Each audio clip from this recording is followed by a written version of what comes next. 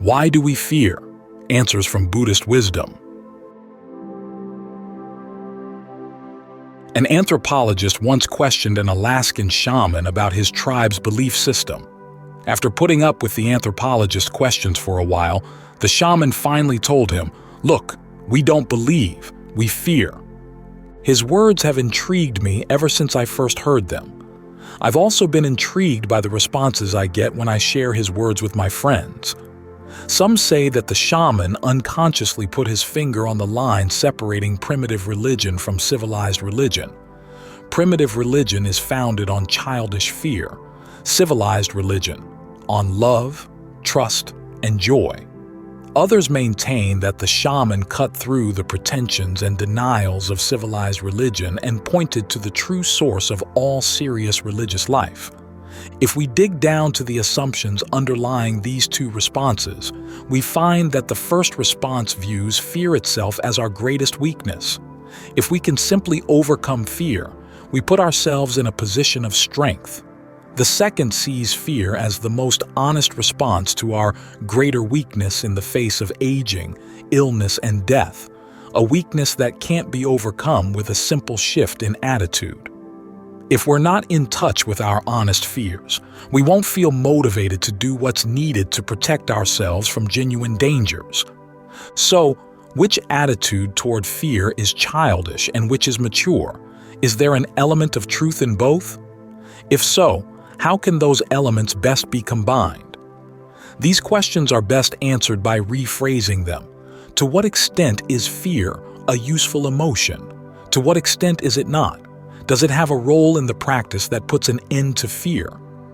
The Buddhist answer to these questions is complex. This is due partly to Buddhism's dual roots, both as a civilized and as a wilderness tradition, and also to the complexity of fear itself, even in its most primal forms. Think of a deer at night suddenly caught in a hunter's headlights. It's confused, angry. It senses danger and that it's weak in the face of the danger. It wants to escape.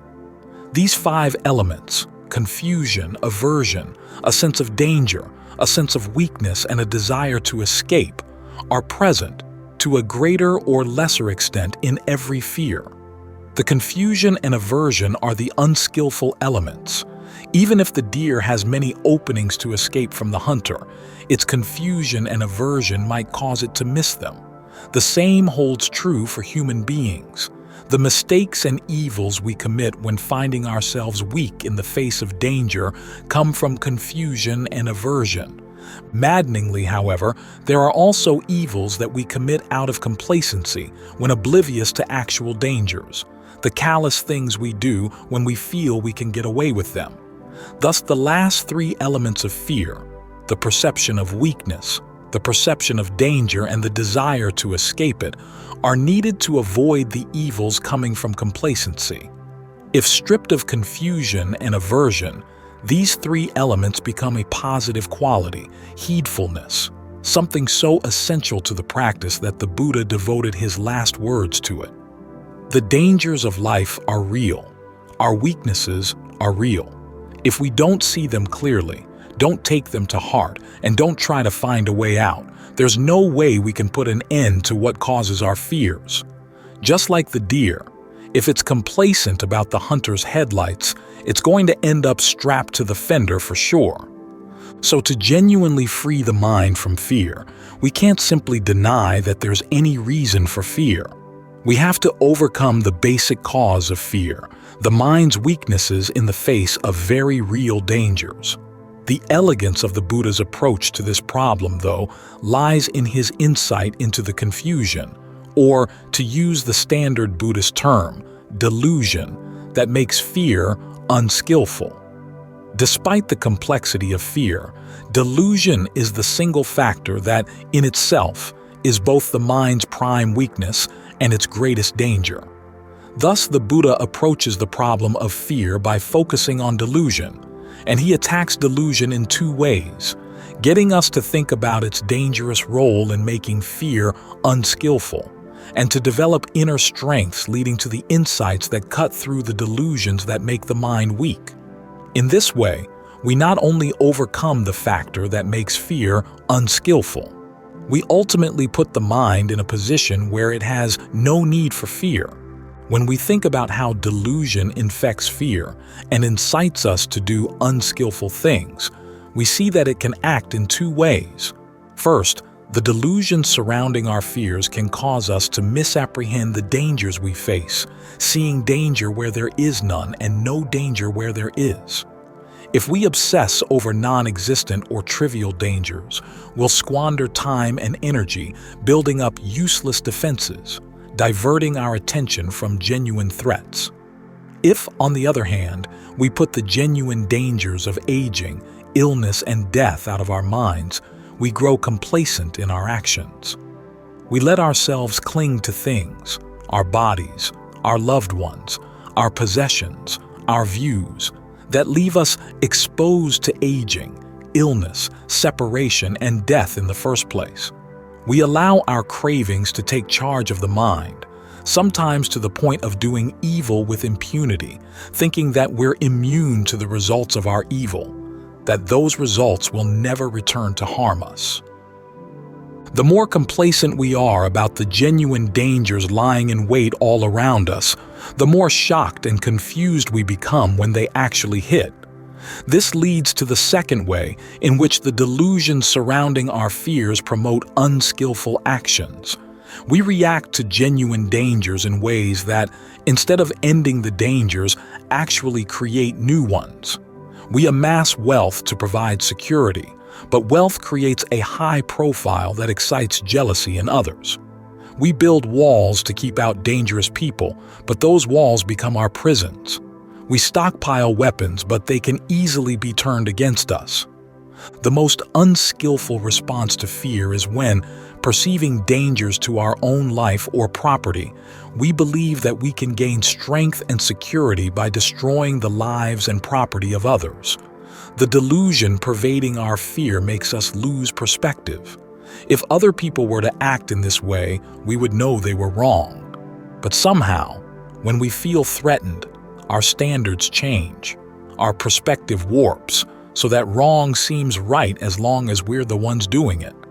This is probably the most disconcerting human weakness of all, our inability to trust ourselves to do the right thing when the chips are down.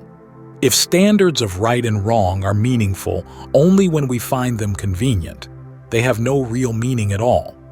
Fortunately, though, the area of life posing the most danger and insecurity is the area where, through training, we can make the most changes and exercise the most control.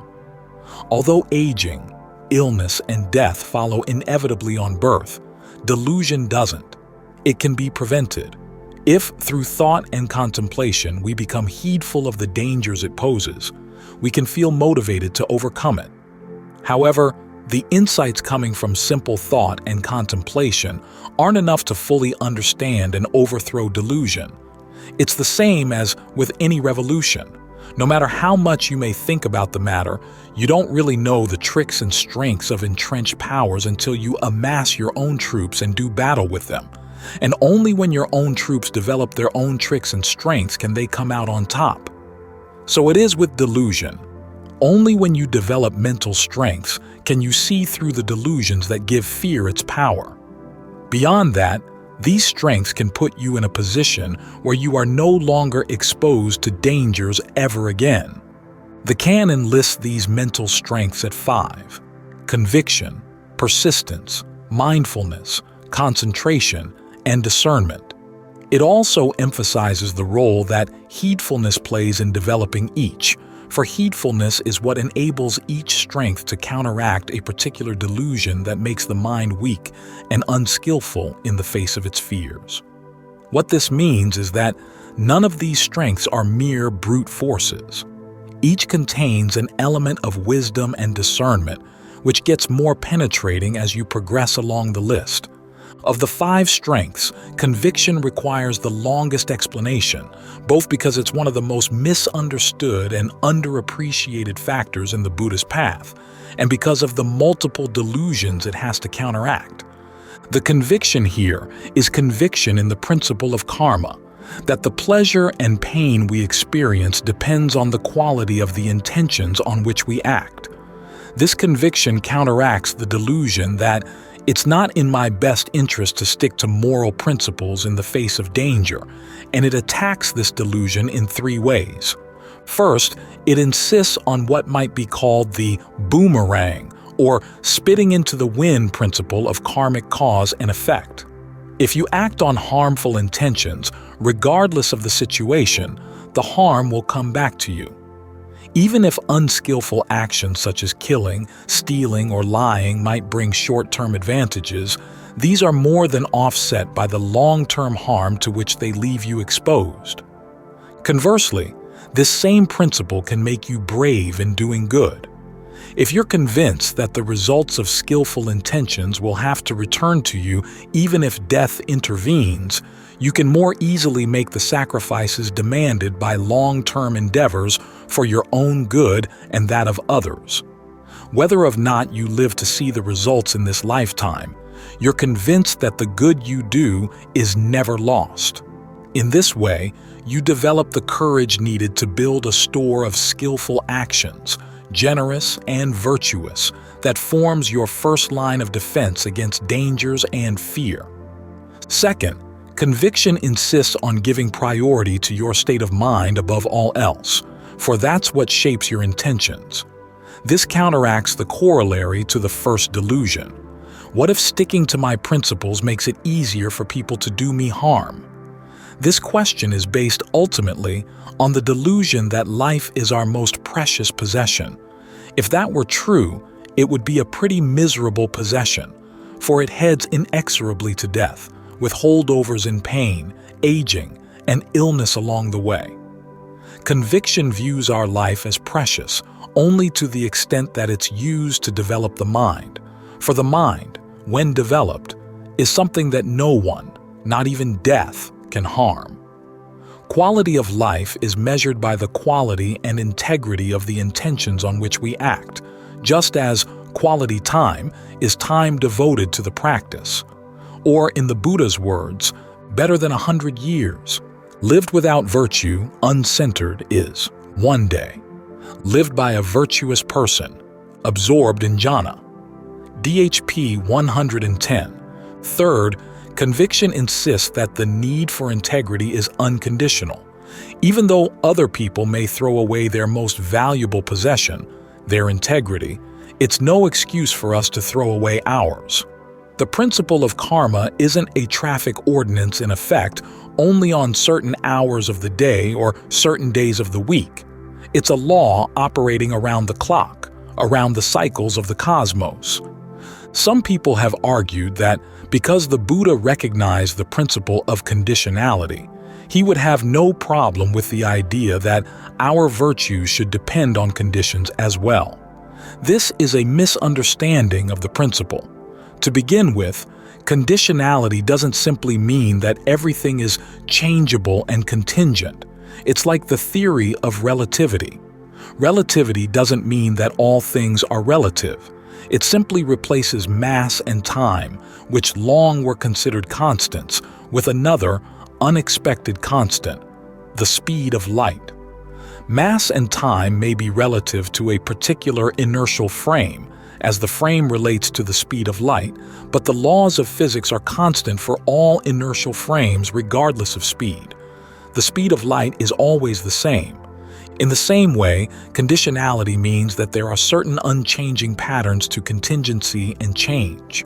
One of those patterns being that unskillful intentions based on craving and delusion invariably lead to unpleasant results. If we learn to accept this pattern rather than our feelings and opinions as absolute, it requires us to become more ingenious in dealing with danger. Instead of following our unskillful knee-jerk reactions, we learn to think outside the box to find responses that best prevent harm of any kind. This gives our actions added precision and grace.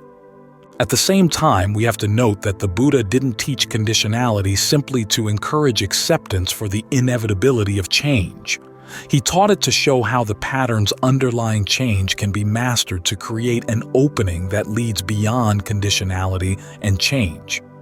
If we want to reach the unconditioned, the truest security, our integrity has to be unconditional, a gift of temporal security not only to those who treat us well but to everyone, without exception.